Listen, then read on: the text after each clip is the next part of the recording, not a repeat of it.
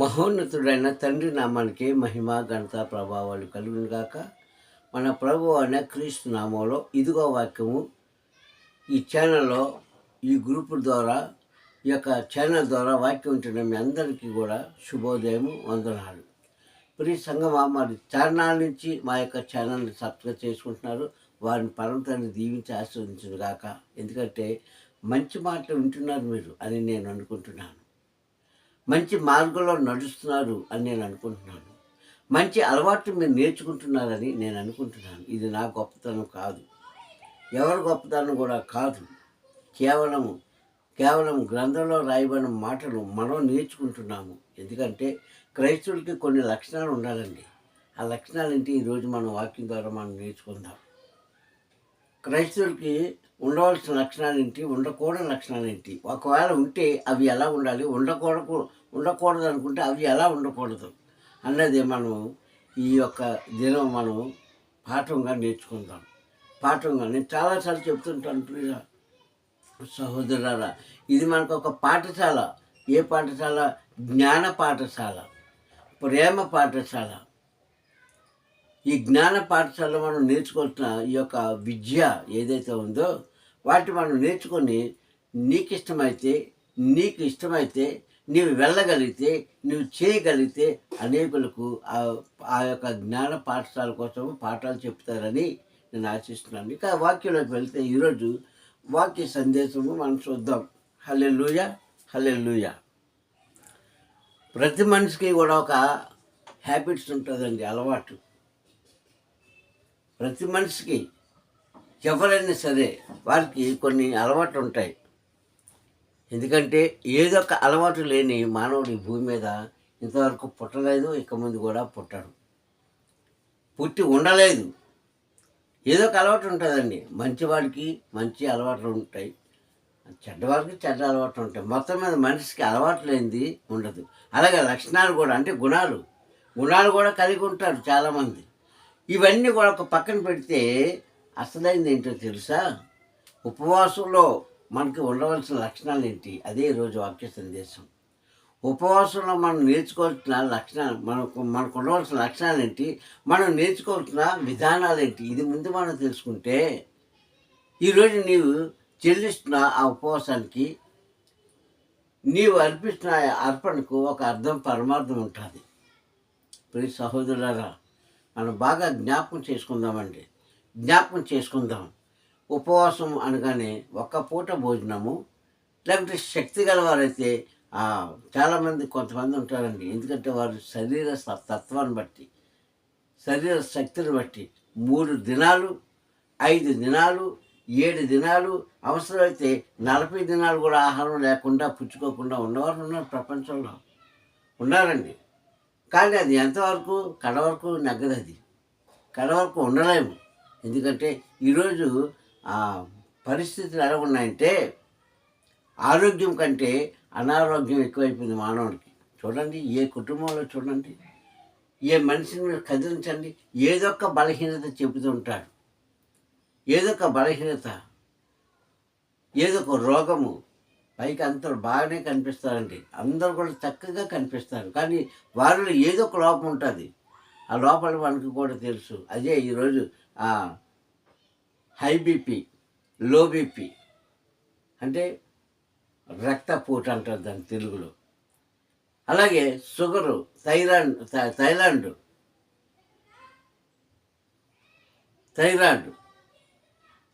కాదండి, థైరాయిడ్. అలాగే కొన్ని వ్యాధులు మనల్ని పట్టుకొని ఉన్నాయి ఈరోజు కదా. ఆ కిడ్నీ ప్రాబ్లం, లివర్ ప్రాబ్లం, అలాగే పేగుల్లో ఏదో ప్రాబ్లం, నరాల వీక్నెస్, కండరాల బలహీనత, ఇలాగ అనేకమైన రోగాలు మనిషిని పట్టుకుంటున్నాయి. ఈ మనిషిని కృంగదీస్తున్నాయి. కనుకనే ఆ శక్తి ఉన్న వాళ్ళు ఉండొచ్చు, ఉపవాసం చెల్లించిన వాళ్ళు తప్పలేదు. కానీ బైబిల్ ఏం చెప్తుందో తెలుసా? అసలు బైబిల్లో రాయబడిన మాట ఏంటో, ఆ లక్షణాలు ఏంటి ఈరోజు మన వాక్యం ద్వారా చూసుకుంటాం. చాలామంది ఒక పూట లాంటివి, నేను చెప్పినట్టుగా కొన్ని దినాలు ఆహారం మానేయడం గొప్పతనం కాదండి. నిజం చెప్పాలంటే బైబిల్ సత్యం ఏంటో తెలుసా? నీవు లేకుంటే నేను ఎవరైనా సరే కావచ్చు, ఎనీబడి ఎవరైనా సరే కావచ్చు, వారు ఉపవాసం చెల్లించేటప్పుడు ఎలా చెల్లించాలంటే పుష్టిగా తినేసి చెల్లించకూడదు, అలాగని ఆకలితో చెల్లించకూడదు.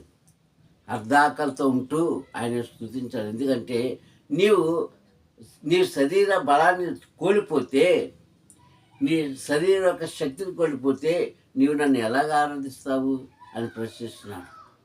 కనుక సంపూర్ణంగా మానుకోమని బైబిల్ చెప్పలేదండి. 40 దినాలు ఆయన చేశాడు, 40 దినాలు ఈయన చేశాడు. ఎవరైనా ఈయన మోసే గారు, ఈయన తన కుమారుడైన అద్వితీయ కుమారుడైన క్రీస్తు. అలా మనం చేయమని చెప్పలేదే.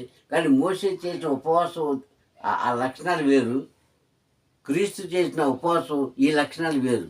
కానీ వీటికే మనం ఈరోజు మనం అర్థం తెలుసుకోవాలి. మోసే చేసిన ఉపవాసము ఏంటది? ధర్మశాస్త్రాన్ని తీసుకురావడానికి ఆయన చేశాడు. ఆయన చేయలేదండి. కొండ మీదకి వెళ్ళాడు. చాలామంది ఆ మోసే గారు ఉపవాసం చేశారండి అని అంటారు, కానీ ఆయన ఉపవాసం చేయలేదు. కానీ తండ్రి యొక్క మాటను వింటూ తన హృదయంతో పాటు కడుపు గడ నిండిపోయిందానికి. 40 రాత్రులు 40 పగళ్ళు కంటి మీద కునుకు లేకుండా ఆయన పరిశుద్ధాత్మతో నిండిన వాడే ఉన్నాడు కనుక సీనాయి పర్వతం మీద ఆయన అత్య రీతిగా ఉండిపోయాడు, ఆకలి తప్పు లేకుండా. అంతేగాని ఆయన కావాలని ఉపవాసం చేయలే. కానీ ఇక్కడ క్రీస్తు ఉపవాసం చేశాడు. ఎవరి కోసం? లోక రక్షణ కోసం, లోక కళ్యాణం కోసం, లోకాన్ని ఉద్ధరించడం కోసం, లోకంలో ఉన్న ప్రతి మనిషి కోసం ఆయన ఏం చేశాడంటే ఉపవాసం చేశాడు. తనను తాను రక్షించుకోవడానికి ఉపవాసం చేశాడు. ఈ లోకంలో కొంతకాలం ఉండాలి కనుక మానవుల యొక్క పాపం, మానవుల యొక్క ఆలోచన, మానవుల యొక్క చెడు గుణాలు ఇతరునికి అంటుకోకుండా ఉపవాసం అంటే ఏంటండి? విడిచిపెట్టుకోవడం మనకున్న అలవాట్ల నుంచి మనం బయటకు రావాలంటే, అలవాట్ల నుంచి మనం తప్పుకోవాలంటే, అలవాట్ల నుంచి మనం ఒక రీతిగా ఉండాలంటే కొన్ని లక్షణాలు మనం కలిగి ఉండాలి. ఈ లక్షణాలు నీలో ఉంటేనే ఈరోజు నీవు చెల్లిస్తున్న ఉపవాసం, లేకపోతే ముందు నీవు చెల్లించిన ఉపవాసం, ఇక ముందు చేయబోతున్న ఉపవాసానికి ఒక అర్థం పరమార్థం ఉంటుందని గ్రంథం బోధిస్తుంది. ఇంతకీ వాక్యం ఏం బోధిస్తుందో అది చూసుకుందాం. మొదటగా మత్తయి సువార్త 6వ అధ్యాయం 17-18 వచనాలు చెప్పబడిన మాట అది లక్షణాల కోసం చెప్పింది.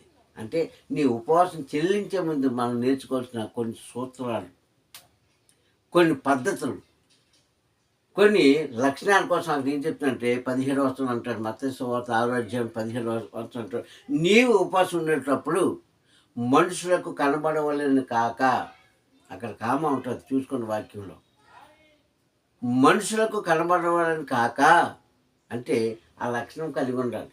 10 మంది నన్ను మెచ్చుకుంటారు, లేదంటే మా సేవకురాలు నన్ను మెచ్చుకుంటారు, నా తోటి సహోదరులు నన్ను మెచ్చుకుంటారు అని కాకుండా నీ ఉపవాసం ఉండేటప్పుడు మనుషులకు కనబడవాలని చేయొద్దు. ఆ ఉపవాసం తండ్రికి ఇష్టం ఉండదు. అది ఏ ఉపవాసం అండి? అది ఏ ఉపవాసం? లోక ఉపవాసం. అది లోకం కోసం చేసిన ఉపవాసమే కానీ పరమ తండ్రి కోసం చేసే ఉపవాసం కాదు. హల్లెలూయా. తన కుమారుడైన అద్వితీయ కుమారుడైన క్రీస్తు బాటలో నడిచే ఉపవాసం కాదు అని నేను చెప్పట్లేదండి, గ్రంథం బోధిస్తుంది. గ్రంథంలో ఉన్న మాటలు మనకి స్పష్టంగా కనిపిస్తున్నాయి, వినిపిస్తున్నాయి. ప్రియ సహోదరులారా, ఇక మనుషులకు కనబడమని కాక పరమనందున్న నీ తండ్రికి మాత్రమే కనబడలాగును ఉపవాసం ఉండాలి. ఇది రెండో లక్షణం అండి. 2 లక్షణాలు ఇక్కడ మనకు కనిపిస్తున్నాయి. ఒకటి మనుషులు కాకుండా, రెండోది పరమతానికి కనిపించలాగులో రెండో ఉపవాసం చేసి, నీవు ఉపవాసం చేసేటప్పుడు ముఖ్యంగా నీ ముఖాన్ని వికారంగా చేసుకోవద్దు అంటున్నాడు. చాలామంది చూడండి, ఉపవాసం చేసేటప్పుడు చాలాసార్లు చెబుతూ ఉంటాను వాక్యంలో, ఉపవాసం చేసేటప్పుడు నీరసం అయిపోతారు. కానీ ఉపవాసం చేస్తే ఎలాగ ఉండాలండి? మోసే గారు పర్వతం మీదకి వెళ్ళారు కదా, వచ్చేటప్పుడు ఎలాగొచ్చాడు? వెళ్ళేటప్పుడు మామూలుగా వెళ్ళాడు పర్వతం మీదకి, వచ్చేటప్పుడు ఎలాగొచ్చాడు? ముఖ కాంతి చూస్తారంట ఇశ్రాయేలు ప్రజలు భయపడ్డారంట. ఆయన ముఖంలో ఆనందం చూసి, ఆయన ముఖంలో వెలుగును చూసి ఇశ్రాయేలు ప్రజలే భయపడ్డారు. వాళ్ళు ఆయన మోసేని చూడడానికి భయపడిన వారు పర్వతాన్ని చూడగలుగుతారా? ముఖం వికారం చేసుకోకూడదు. ముఖం అంట వికసించినట్లుగా ఉండాలంట. ఒక పుష్పం ఎలాగైతే, ఒక పువ్వు ఎలాగైతే అది వికసించి చక్కగా మనకు కనిపిస్తుందో అలాగే ఉపవాసం ఉన్నవారంట వారి ముఖాలు స్త్రీలు కానీ పురుషులు కానీ యవ్వనస్తులు కానీ నడివయసులు కానీ ఎవరైనా సరే వారి ముఖాలు ఎలా ఉండాలంట అన్ని రోజుల కంటే ఆ రోజు నీ ముఖంలో కాంతి కనిపించాలి, నీ మాటల్లో హుషారు కనిపించాలి, నీ నీ నీ యొక్క నడకలో మార్పు కనిపించాలి. అది నిజమైన ఉపవాసం. ఇది లక్షణాలు కూడిన ఉపవాసం అండి. ఇది లక్షణాలు కూడిన అంటే అలవాట్లు, ఆ యొక్క అలవాట్లో మనం ఉండాలి. అట్టి రీతిగా చేసిందే ఈ ఉపవాసం అని ఆయన చెప్తారు. నీ ముఖం వికారం చేసుకోక ఉపవాసం చెల్లించిన వారు తల అంటుకొని ముఖము కడుక్కొని రహస్యమందున్న మీ తండ్రికి రహస్యంగా ప్రార్థన చేసుకోండి అని చెప్పిన మాట ఇక్కడ మనకు స్పష్టంగా తెలుస్తుంది. ఈ మాట కొన్ని వేల సార్లు, కొన్ని లక్షల సార్లు మీరు వినే ఉంటారు, మీకు బోధించే ఉంటారు, మీరు కూడా చెప్పే ఉంటారు వాక్యాన్ని. ప్రియ సంగమా, కానీ అందులో ఉన్న మర్మం ఏంటంటే ఈ లక్షణాలు కలిగి నువ్వు నాకు చెల్లించిన ఉపవాసము ఖచ్చితంగా నా దగ్గరికి వస్తుంది. ఎంతమంది ఎలా చెల్లిస్తున్నారో నాకు తెలియదు. అందుకే ఒక పని చేసేటప్పుడు, ఒక పని మనం పూనుకునేటప్పుడు వాటి వల్ల మనకు కలిగే ఇబ్బందులు ఏంటి, లేకుంటే ఆ లాభం ఏంటి అని తెలుసుకొని, వాటి వల్ల మనకు కలిగే లాభం నష్టం తెలుసుకొని మరీ చేస్తావే. ఉపవాసం వల్ల ఏదో ఉపవాసం చేస్తే తింటే నాకేదో ఇచ్చేస్తానని కాకుండా, ఉపవాసం చేస్తే నాకేదో లాభం కలుగుతుందని కాకుండా ఎలా చేయాలండి? లక్షణాలు గుణకాలుగా ఉండాలంట. అయితే మరి పూర్వం కూడా పాత నిబంధనలు ఉన్నవారు సేవకులు కానీ, ప్రవక్తలు కానీ, లేకుంటే కొంతమంది స్త్రీలు కానీ, యాజకులు కానీ, కాపర్లు కానీ వారు చేశారు ఉపవాసం. మనమే కాకుండా జంతువులు చేశాయి, పక్షులు చేశాయి, జీవరాశులు కూడా, జలరాశులు కూడా ఉపవాసాలు చేసినట్టుగా మనం చూస్తున్నాం వాక్యంలో. కానీ ఇక్కడ వీరు ఎలా చేశారు, ఎందుకు చేశారు, ఏ లక్షణాలు కలిగి ఉన్నారు అంటే భయము భక్తి కలిగి చేసిన ఉపవాసం. ఈరోజు మనం ఉపవాసం చేస్తున్నాం, ఎంతమంది భయం భక్తితో కలిగి ఉన్నారు నాకు తెలియదు. ఆ పూటే కాదు ఇవాళ ఉపవాసం ఉన్నాం, అది ఏ రోజైనా కావచ్చు, ఫ్రైడే కావచ్చు, సాటర్డే కావచ్చు, సండే కావచ్చు, మండే కావచ్చు, ట్యూస్డే కావచ్చు, థర్స్డే కావచ్చు, ఏంటి వెన్స్డే కావచ్చు, ఏ రోజన్నా కావచ్చు. నువ్వు ఏ రోజన్నా చేయి, నీ లక్షణం ఎలాగున్నది, దేనికి సంబంధించిందో ఒకసారి మనం జ్ఞాపకం చేసుకోవాలి. అయితే కొంతమంది ప్రవక్తలు, కొంతమంది రాజులు, కొంతమంది సేవకులు చేసిన ఉపవాసం ఎలా ఉన్నదంటే, మొట్టమొదటిసారిగంట నీవు ఉపవాసం చేసేటప్పుడు ఒక దినాన్ని ఏర్పాటు చేసుకోవాలి. హల్లెలూయా. అది మొదటి లక్షణము, ఉపవాసంలో మొదటి లక్షణము. ఒక దినాన్ని ఏర్పాటు చేసుకోవాలి. ఆ దినం నీవు ఏర్పాటు చేసుకొని దాన్ని పవిత్రంగా ఆచరించాలంట. పవిత్రంగా ఆచరించి దాని ప్రకారంగా నీ ఉపవాసం చెల్లిస్తే పరమనందున్న తండ్రి ఖచ్చితంగా నీ ప్రశ్నకు మనందరి ప్రశ్నకు కూడా ఆయన ఒకే సమాధానం ఇస్తారు. ఏంటో తెలుసా? ఆశీర్వాదం అనే సమాధానం, దీవెన అనే సమాధానం ఒక్కటే ఇస్తారు. మనం ఎన్ని ప్రశ్నలు వేసినా సరే ఆయన ఒకే సమాధానం చెప్తాడు. అందుకే ఆయనకి సమాధానకర్త. సమాధానకర్త. నీవు కుమారుడి యొక్క నామంలో ఉపవాసం చెల్లిస్తున్నావు, కుమారుడి యొక్క నామంలో ప్రార్థిస్తున్నావు, కానీ ప్రతిఫలం ఇచ్చేది తండ్రి. కనుక అక్కడి నుంచే మనకి సమాధానం రావాలి ప్రియ సంగమా. అందుకే ముందుగా ఏం చేశాడు? ఒక దినాన్ని ఏర్పాటు చేసుకున్నాడు. ఆ వ్యక్తి ఎవరంటే, ఆ ప్రవక్త ఎవరంటే, యేవేలు గ్రంథంలో 1వ అధ్యాయం 14వ వచనంలో ఆయన మనకి కనిపిస్తాడు. ప్రవక్త యేవేలు అంటున్నాడు 14వ వచనంలో, ఉపవాసం చేయడానికి ఒక దినాన్ని, వ్రత దినాన్ని మనం ఏర్పాటు చేసుకోవాలి. వ్రత దినాన్ని మనం ఏర్పాటు చేసుకొని దానిని ఖచ్చితంగా మనం పాటించాలి.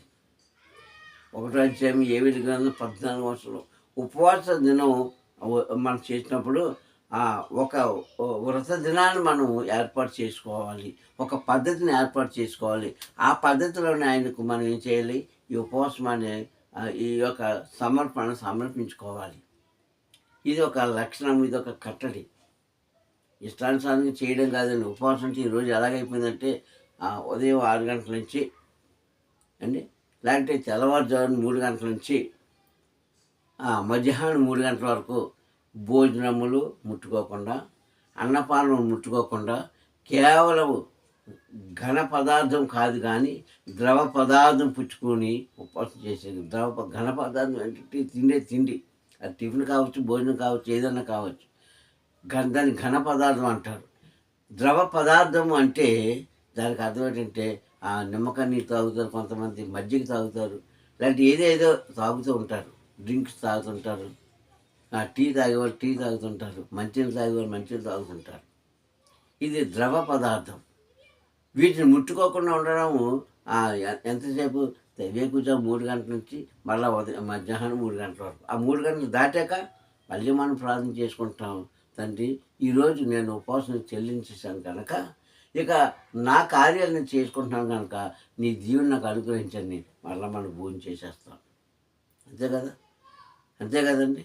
ఇది మనం చేసుకున్న ఉపవాసం. కానీ దీనికంటే ఒక నియమం ఉందా, ఒక కట్టుబాటు ఉందా, ఒక లక్షణం కలిగి ఉన్నామంటే ఏమో వాళ్ళకి తెలుసు. ఇప్పుడు సహోదరులారా, ఇలాగా ఏవేళగా అంటారు, వ్రత దినాన్ని మీరు ఏర్పాటు చేసుకోండి. ఆ వ్రత దినాన్ని మీరు ఏర్పాటు చేసుకొని వాటి ద్వారా పరమతండ్రికి మీరు ఉపవాసం చెల్లిస్తే అది ఖచ్చితంగా ఆయన పాదాల దగ్గరికి వెళ్తుందని ఆయన చెప్పిన మాట మనం జ్ఞాపకం చేసుకోవాలి. ప్రియ సంఘం, ఈ మాటలను కూడా కొన్ని వందల సంవత్సరాల క్రితము చెప్పబడిన మాట. కానీ ఈ లక్షణాలు కలిగిన వారు ఎవరున్నారు? ఎలా చేస్తున్నాం ఈరోజు ఉపవాసం అంటే? అందరూ చేస్తున్నారు, నేను చేస్తున్నాను. అందరూ వెళ్తున్నారు, నేను వెళ్తున్నాను.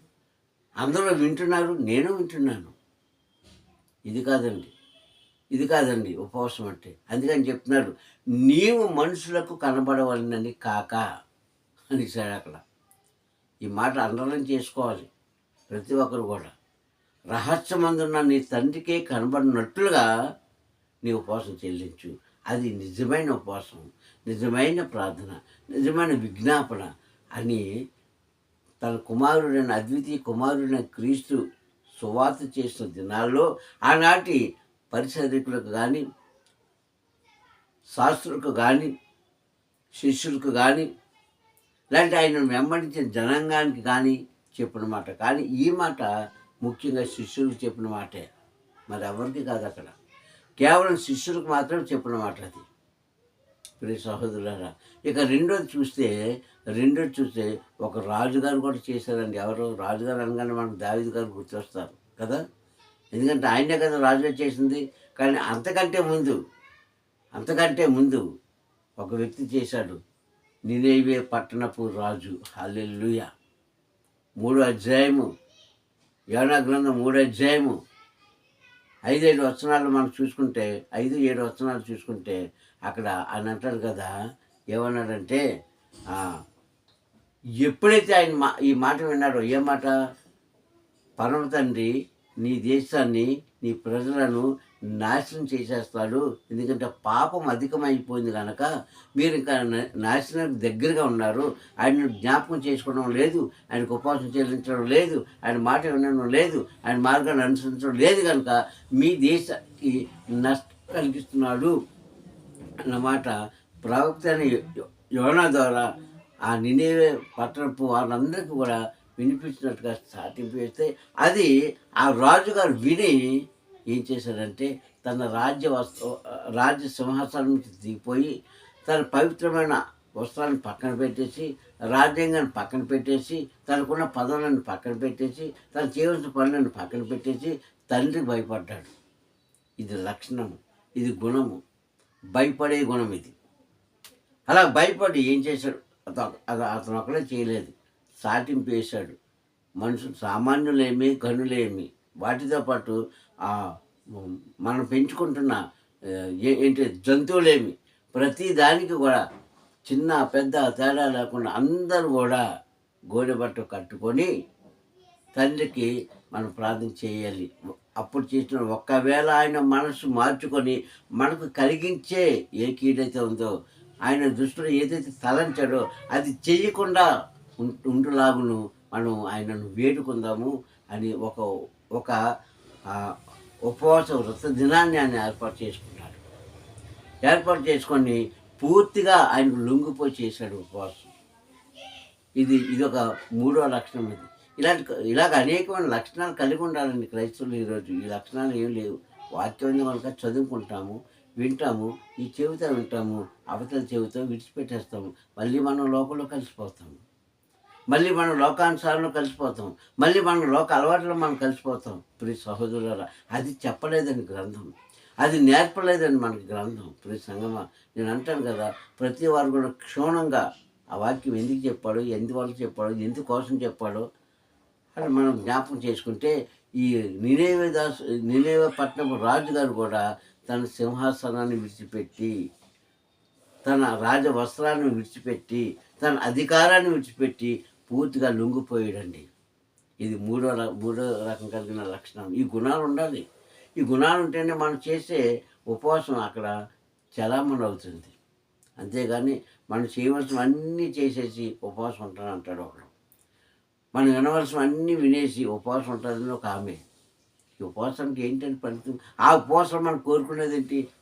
మన సౌఖ్యం కోసమే, మన గృహం కోసమే, మన గృహస్థుల కోసమే, మన భార్య భర్త బిడ్డల కోసం అని కోరుకుంటాం. కానీ ఆయన కోసం చేసేవారు ఎంతమంది ఉన్నారు? తక్కువ. అసలు ఉపవాసానికి అర్థం ఏంటి? విడిచిపెట్టుకోవడం.